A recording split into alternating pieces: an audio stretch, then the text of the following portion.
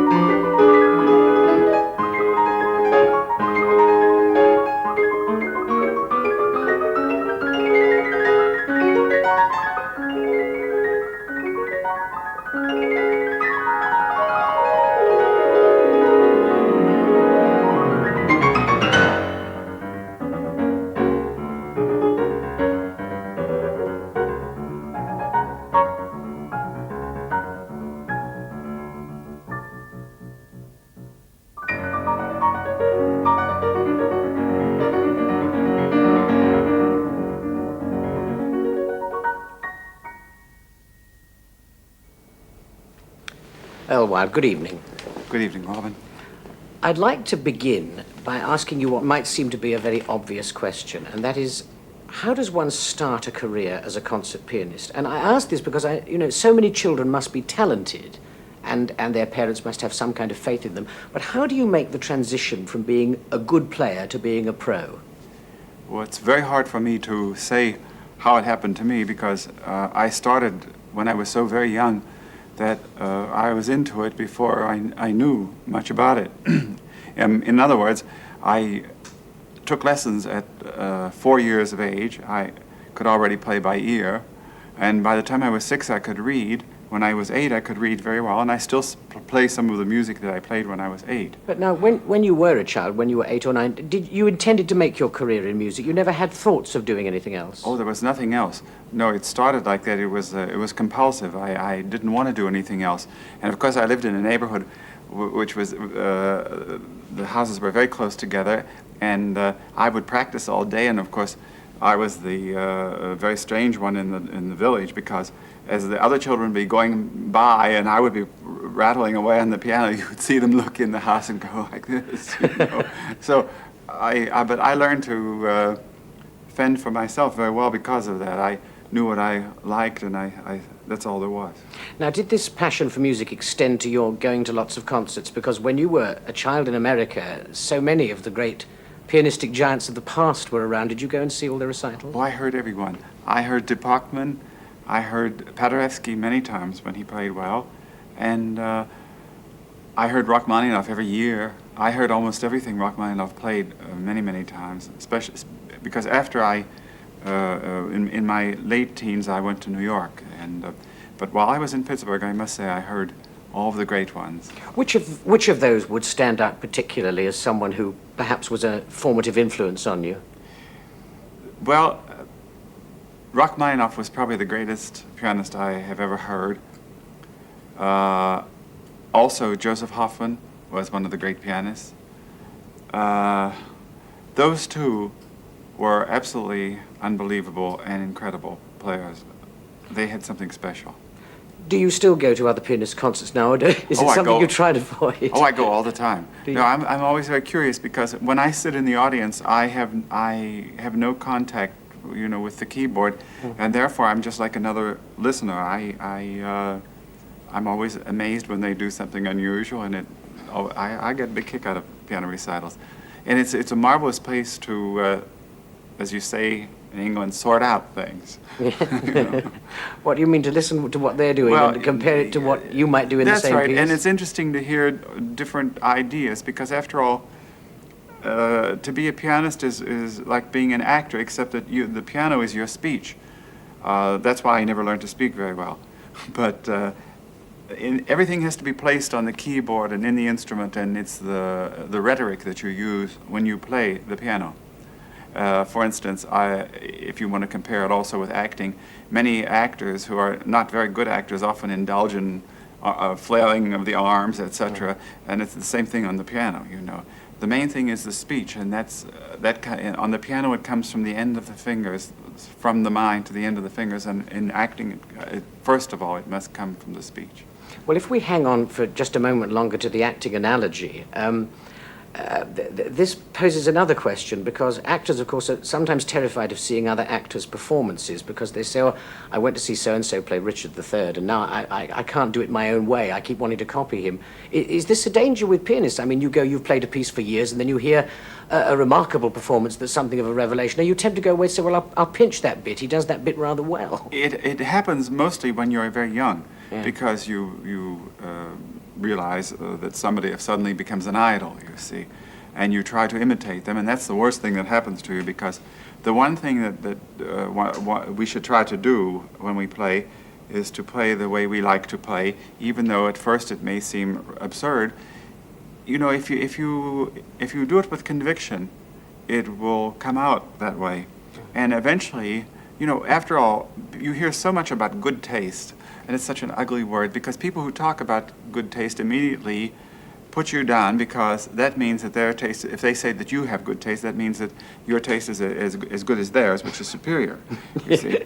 So I'm always very careful about that word. But you see, what happens is that somebody who is very strong creates a fad, and then the fad becomes fashion, and then the fashion becomes good taste.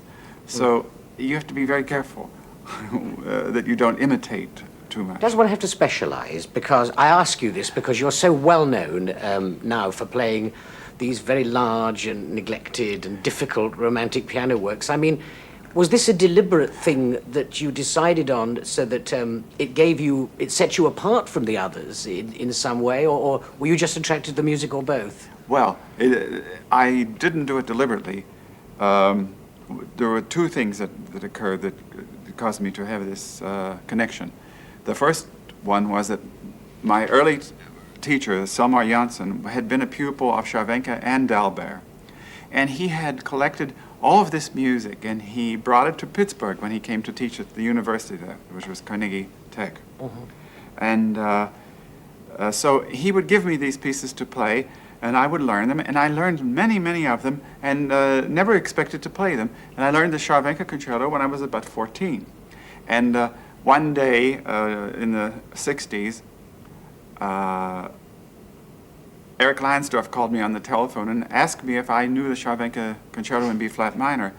And I told him that I had been sitting by my telephone for 40 years waiting for somebody to call me and ask me to play it. And so that's how it came about. But then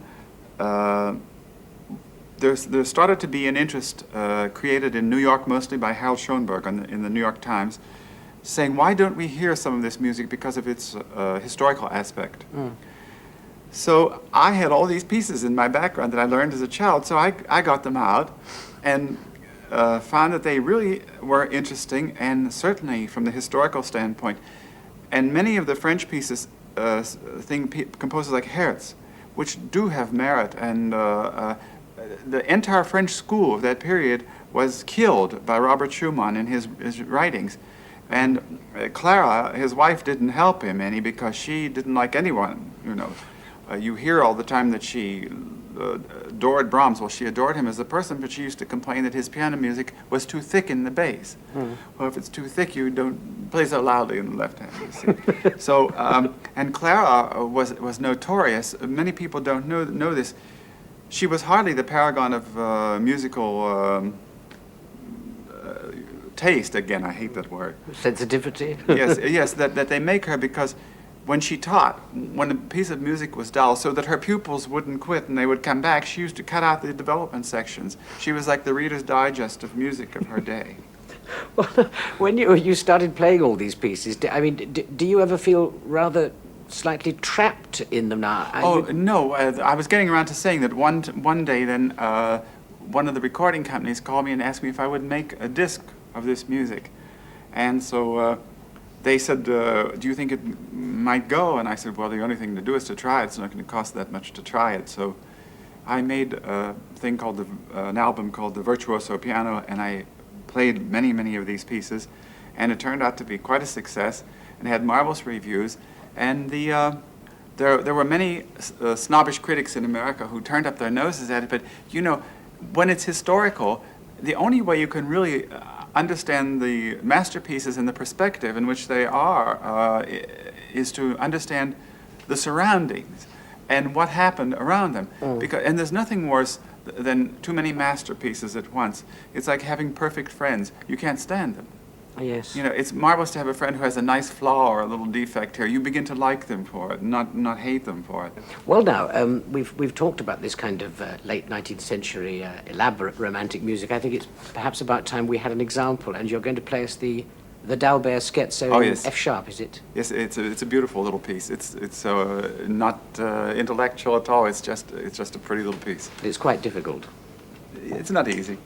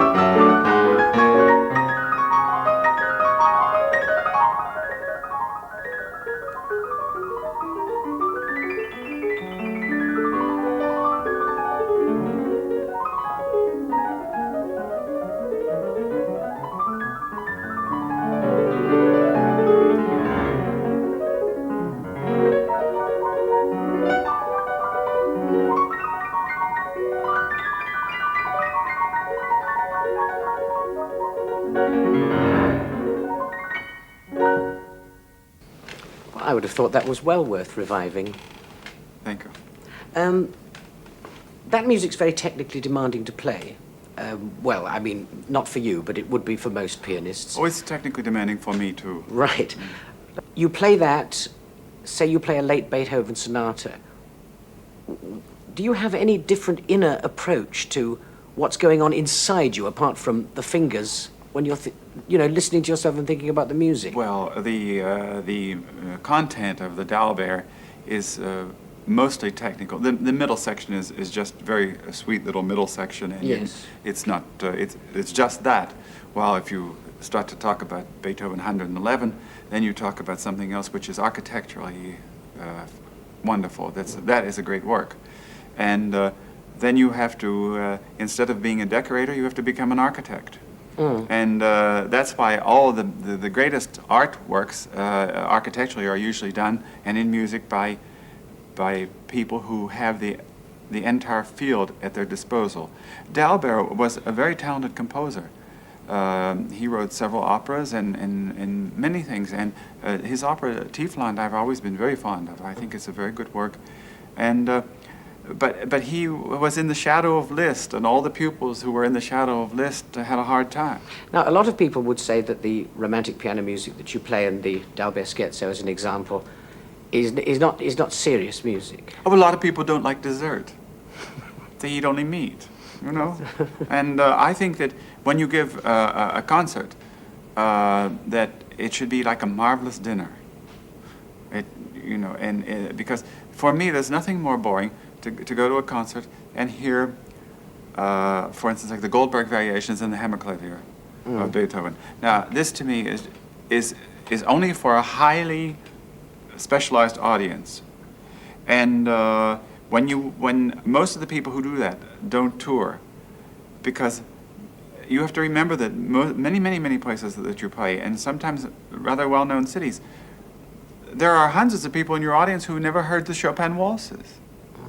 And everybody goes on the snob aspect of the thing, that the audience is filled with music lovers. And the reason that the audiences didn't grow in the last several years, they are coming back now, is because they made it such a snobbish event that people who would go to a concert for the first time and were overloaded with serious music. I mean, when I say serious music, I mean too many serious works at once. Yes. That they came away saying, wasn't that a dull evening, because they were unable to comprehend it. You mustn't shove music down someone's throat. And that's because, as it is, it's bad enough now, because if we ate what we listened to, we would all be dead. because in the airports they play nothing but junk. On the airplanes they play junk, and you hear only the tops anyway. You never hear the bass. One never knows what's going on in the bass. The equipment is so terrible. Right. You know? Well, now we're coming to a composer now. We're coming back to Liszt now. Ah, yes. Who I suppose, in a way, above all composers, combines the two elements that we've just been talking about, the very serious in many of his works and the dessert part of the meal that you mentioned. Oh, Liszt was a great man. He was a combination of many things. And one of the things that made him terribly interesting was his desire to have something to hold on to, and he wanted to be religious, and he couldn't quite make it, you know. And he was also a great lover. He had girlfriends everywhere, and he was a kind man. He used to give his pupils money when they needed it. He helped people who were unkind to him. Even his own daughter was very wicked with him. And even when Wagner died, for instance, she was married to Wagner, and she held up sending the telegram to Liszt so that he would not be able to arrive on time for the funeral, so that he wouldn't take the spotlight from her. Oh, and there were millions of things go on like this with Liszt, but he was really a great man, and his concern, he would be very popular today because of the witchcraft revival, because he was always concerned with the demon and the devil. Yes. The diabolical. Yes. He was very easily, I mean, he was perhaps the most easily inspired composer of all time. I mean, almost everything he wrote, he'd go down the road and see a fountain, he'd go back and write a piece about it, he'd see a church and he'd write something about that. It was wonderful because he was in direct line with Beethoven like that. Nowadays, the composers, they go to junkyards and they pick up pieces of junk, and if it goes bong, they take it home and they use it, and then it costs $500 to send the equipment to play their piece. And it's very strange what has happened, because nature seems to be out these days, you know. People are ashamed of fountains. They're ashamed to use nature as a basis for anything. And everybody wants to be different and do their own thing, and that's why we see everyone in disguise on the street. The people look in the mirror and they see that they've been in a movie, or they look like somebody in a movie, so they go out and buy those clothes. It's very funny, you know, the concept. Well, now, with regard to this business of writing music that is inspired by other things, you're going to play for us next the Petrarch Sonnet, the 104th one of Liszt. Now, this was inspired by a piece of literature, right? Yes, Petrarch sonnets. Petrarch was like, in his day, he was like Fari in his. He brought to the Italian language their greatest sounds and their greatest, the greatest rhetoric, and he made it live and he made it burn, and he also. The sonnets were all written to Lara, a girl that he saw going into a cathedral one day. And I in a program note I wrote recently, I did some research, and Will Durand in his book on civilization said that it was Lara's withheld charms that made Petrarch the greatest poet of his age. Very frustrating. Well, now, you're going to play this. I wanted to ask you before you do, when you get music of this type that's inspired by literature, you read the poem, and I think it's some lines like, I soar above the earth, and, oh, yes. and I come down again. How literally do you take that? I mean, do you just read that, say, well, it's nice to know, and chuck it aside? Or when you're playing it, do you think of the poem, or if it's the Mephisto waltz, do you think of the devil or the demons, or what? No, I try to avoid elocution. I try to think abstractly, warmer or cooler, brighter or darker, and because it's enough that you know the stories of these things and what's inspired them. So to bring them to life, it's better to think abstractly. Nevertheless, surely there must be certain passages in music where the composer is clearly telling you that is the bit of the story that he is now illustrating. Oh, yes. Many composers, you know, who write what is so-called abstract music have complete stories to them, but they never tell they're not even their friends. Maybe they tell their psychiatrists. But that's the wonderful thing about music. Your guess is as good as theirs, and I love the composers who keep quiet, because so many of them write these long program notes about their works, and they usually bring in Sigmund Freud or someone later, and Greek mythology, and you always end up in the labyrinth somewhere without the string. It's very funny. Well, to avoid the labyrinth, let's turn back to Petrarch and the Liszt sonnet number 104.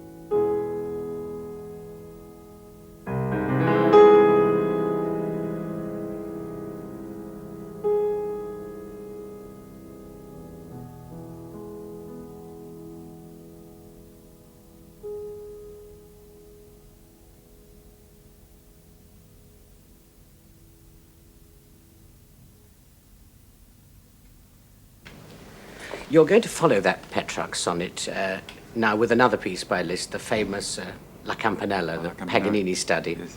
Well, I say famous, it's almost infamous, because I suppose every pianist at some time or other in his life has gone out and played it on the platform.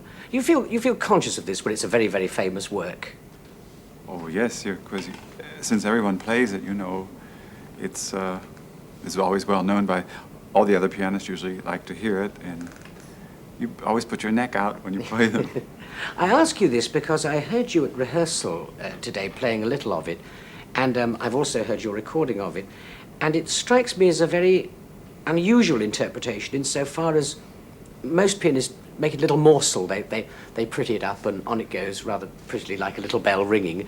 And you play it very, very deliberately, in a very sort of strong way. Well, I feel in that piece, again, the diabolical character that so often appears in Liszt's music, and he was enchanted by Paganini, you know, who used to do all sorts of things and was even accused of witchcraft, and so that whole picture seems to come together in the Paganini studies.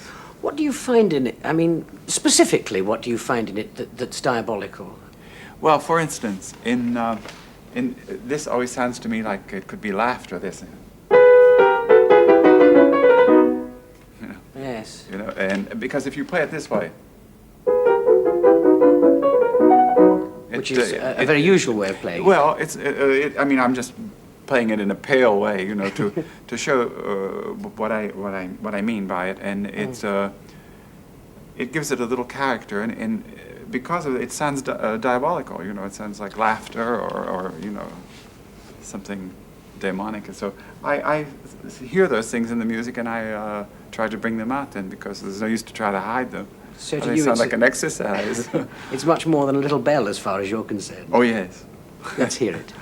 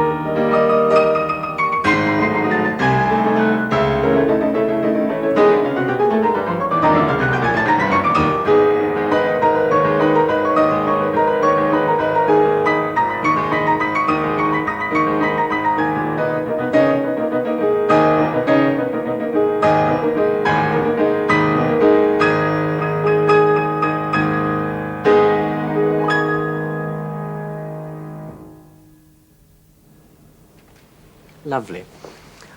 Is there any danger when you get a piece ending like that, in such a great big way, of getting so involved with it and getting so excited along with the music's excitement that you lose objectivity and you just get carried away with what you're doing?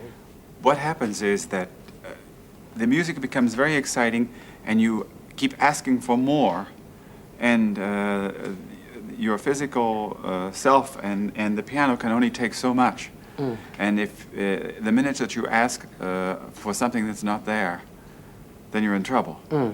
And that's one of the things which you always have to fight if you use your imagination when you play, is not to go too far. Because before a live audience, you see, you see piano recitals that are obviously going well, and the pianist knows they're going well, and you can see him thinking to himself, tonight's my night, you know, I'm on really good form, and he gets to the last piece, which is usually very difficult, and then the audience are waiting for this to be even better. The temptation to just absolutely let fly in those circumstances must be overwhelming, isn't it? Yes, it's a tremendous temptation, and at the same time, sometimes it's better to do it and take a chance. And if it doesn't come off, the audience is still pleased because they know that you had the feeling. And sometimes the feeling is as good as it's like a good lover. You know, all the famous lovers of history, the good ones, all had that. You know. They all got carried away sometimes. Yes, of course. The last piece you're going to play for us is the Chopin Polonaise in E flat, isn't it? Yes. Opus 22, the Grande Polonaise. And I can't let you play it until you've said a little more that we were talking about earlier on.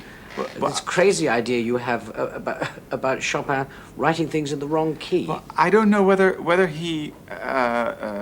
was the instrument upon which he composed or used, but so many of his compositions I find sound so much better in other keys. For instance, the Aeolian harp, the one in A flat, the Opus 25 number 1, in the original key is.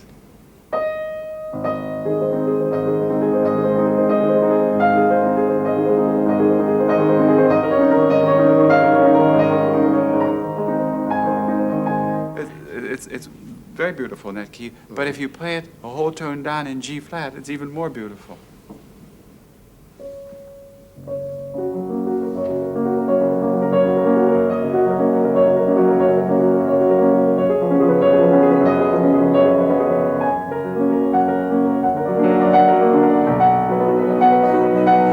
Now, wait a moment, though, because I have a feeling that you're cheating on me. Because, you see, I have a feeling that whatever piece you chose, if you played it in the original key, and then you said, but I'll play it a whole tone down and see what it sounds like then, it would always sound sort of warmer and nicer. Yes, but if it sounds warmer why not play it in that key? Are you going to dare to do that one day? Oh, yes. The last one, the C minor one, when played a tone lower, takes on such drama that there's anyone that was reasonable about music and who wasn't bigoted about music would certainly like to hear it in that key. I'll play just a few bars of the opening of the C minor one, first in the original key.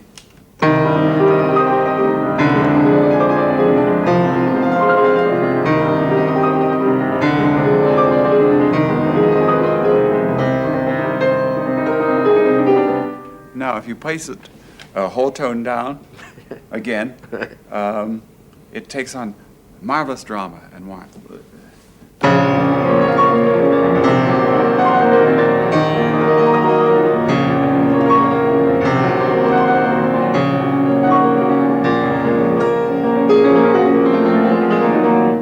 I think it's.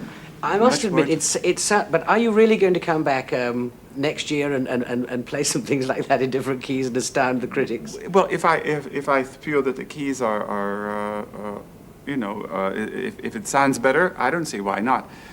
First of all, if the person that's listening doesn't have a sense of pitch, either absolute pitch or perfect pitch, whatever you call it, they'd have to bring their pitch pipe to tell. The only thing that counts is does it sound well and does it do something? And I feel that in Chopin, none of it is better when it's up high, when it's placed in a higher key. But so it must have something to do with his pianos, perhaps, because pitch in middle 1800s was very variable. Earl Wild, thank you very much for talking to me. We're now going to hear the Polonaise in E flat. I mean, dare I ask what key you're going to play it in? E flat. This is a fine key.